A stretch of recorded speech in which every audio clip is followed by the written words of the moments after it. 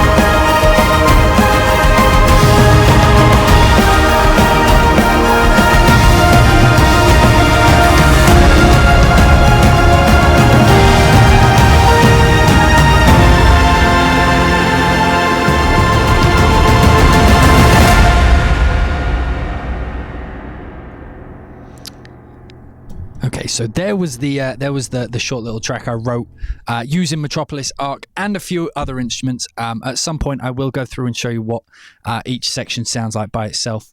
Okay, so let's load it up in Contact here and have a look at what Metropolis Ark actually is. So Metropolis Ark is which is a hard word to say, by the way. Metropolis Ark.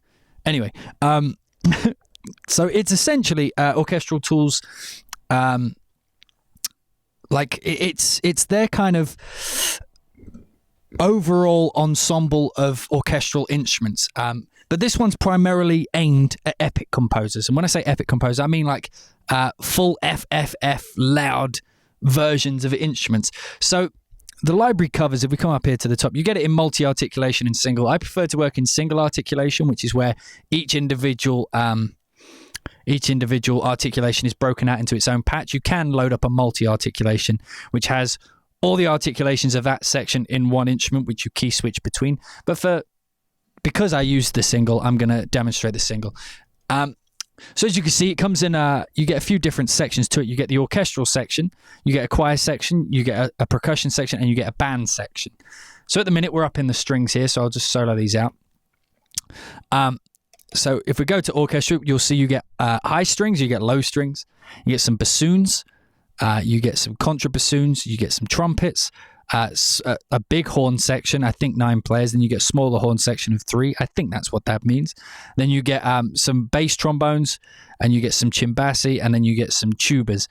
One omission I noticed was there's no just trombones, unless of course that's what the horns are. And then so if we look at choir, you get high choir, you get low choir. In percussion, you get a percussion section, which is mostly made up of taikos, but I'll get to that later. You got a piano, which is triple F piano. And then we have band, which is guitars, bass, and drums. You may have heard towards the end of that song, we got some of those drums, so we will be covering those eventually. So let's start at the top here. So the string section, we'll start with the high. So you'll see each section of the orchestra, so high strings, low strings, has an entire list of its own articulations.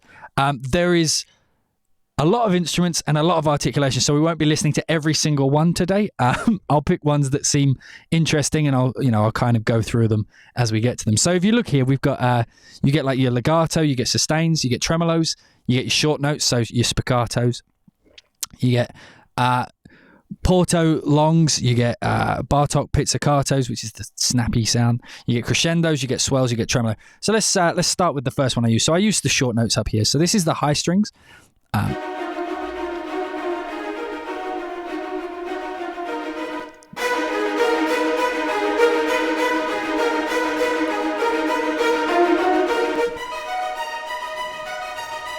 And the first thing you may notice is they're quite roomy. So if I turn off my extra reverb just for now so you can hear how roomy they are.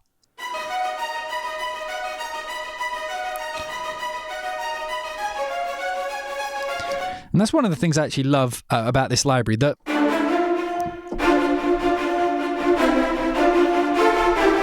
like one of the things about it is it's recorded very kind of live is the best way I can describe it. So each instrument is placed very very carefully in the room. And you'll see if I click over on the UI here. So this first part here, this shows you how hard each note is being played. So at its softest velocity, MF, then F, then straight up to triple F. And then, like I mentioned, so it's very roomy. So if we come over to this part of the UI, this is your mic position. So we can actually pull some of these out. So if we just wanted like, so we've got an A-B mic, I'm not sure what that one is, but. So they're just our close mics. So if I now play it. And if I had my own reverb. But say I wanted a bit more of their room. Perhaps bring the surrounds.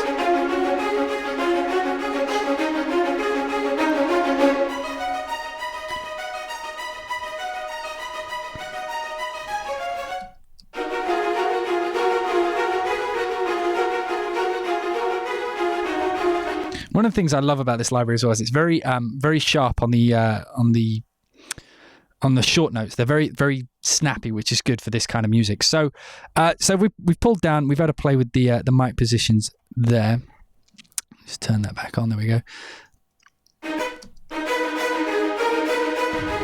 And so you may see at the top here it says high spiccato unison. So unison is when you have so the high strings. I assume it means the first violins, second violins, maybe violas.